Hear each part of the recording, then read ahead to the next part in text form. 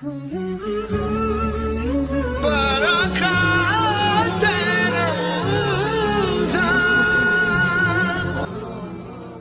اہل بیت قرآن کی روشنی میں تھوڑا سا بیان فرما دیں۔ میں بات آگے کرتا ہوں۔ میری آنکھیں نم ہو گئیں، یہ جو آپ نے ربائی سنائی، اور یہ ربائی میرے مرشد کریم کے سامنے جب آپ نے پڑھی تو اس وقت ان کی آنکھیں بھی نم ہو گئیں، اور ایک دفعہ نہیں کئی دفعہ آپ کی دور نقابت میں ان کی آنکھیں نم ہوئی ہیں۔ میں اکثر روزانہ، کیونکہ ڈیوٹی ایسی ہے کہ پروگرام کے سلسلے میں روزانہ جانا دوسرے شہروں میں، تو ایک دن کا واقعہ ہے کہ میں سفر پہ جا رہا تھا تو راستے میں کوئی دشمنی کا سلسلہ تھا، فائرنگ ہو رہی تھی، تو مرشد کریم کو میں نے اپنے شاہ سوار میدان محبت اپنے مرشد کریم، کیونکہ میں ان کا دست بیعت ہوں، اپنے بھائیوں میں سے میں دست بیعت ہوں، واہ واہ سبحان اللہ، تو میں نے کال کی، میں نے کہا حضور یہاں یہ فائرنگ چل رہی ہے تو ٹریفک جام ہے، اب میرے لیے کیا حکم ہے کہ میں جاؤں یا واپس آ جاؤں؟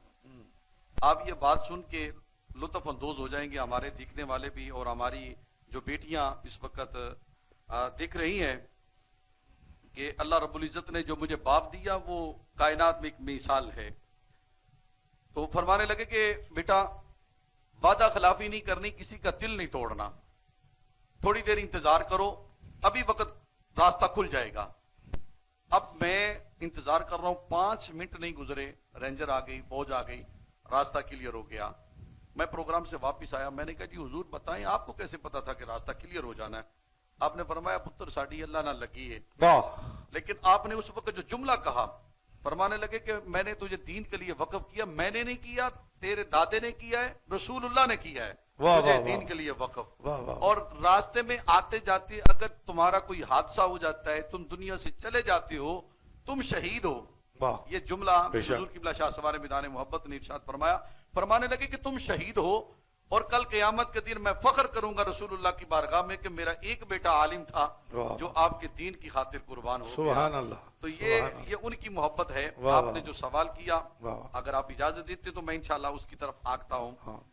رب ذوالجلال قرآن کریم فرقان حمید میں ارشاد فرماتا ہے، انما یرید اللہ لیذھب عنکم الرجس اہل البیت ویطہرکم تطہیرا قل لا اسألکم علیہ اجرا الا المودۃ فی القربى۔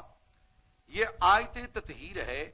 نبی علیہ الصلوۃ والسلام بیٹھے ہیں اور حضرت مولا علی المرتضی شیر خدا کرم اللہ وجہ الکریم تشریف لائے، امام الانبیاء نے یوں چادر پھیلائی اور چادر پھیلا کر حضرت مولا علی کو بٹھایا، چادر کو سمیٹ لیا۔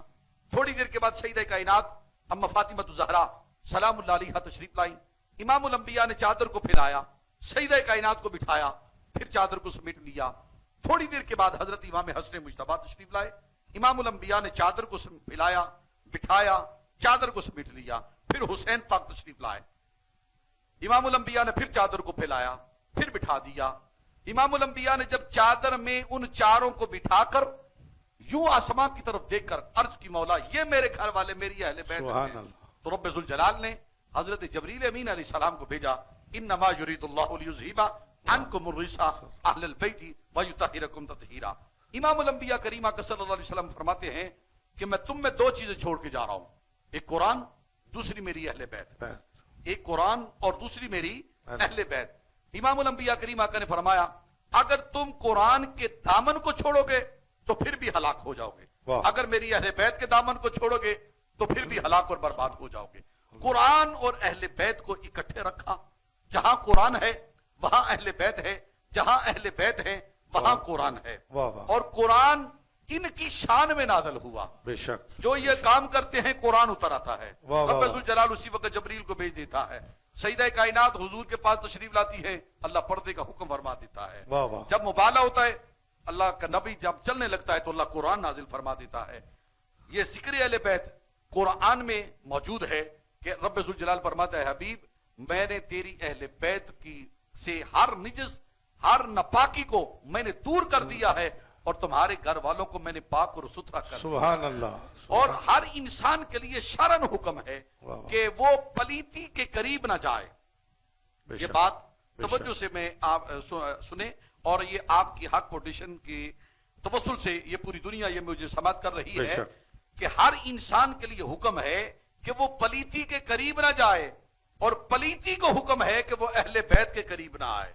जहां वाह, वाह, अहले वाह। बैत हैं वहां पलीती नहीं हो सकती। वाह, वाह, और वाह। इमामुल अंबिया करीम आका सल्लल्लाहु अलैहि वसल्लम ने फरमाया, मैं और फातिमा जब चाहें जिस वक्त चाहें, मैं और अली, मैं और फातिमा जब चाहें जिस वक्त चाहें मस्जिद में आ भी सकते हैं, मस्जिद में जा भी सकते सुभान अल्लाह, ये है सुभान मकाम अल्लाह, सुभान अल्लाह। इंशाअल्लाह गुफ्तगू का सिलसिला जारी रहेगा। आज के दिन के हवाले से भी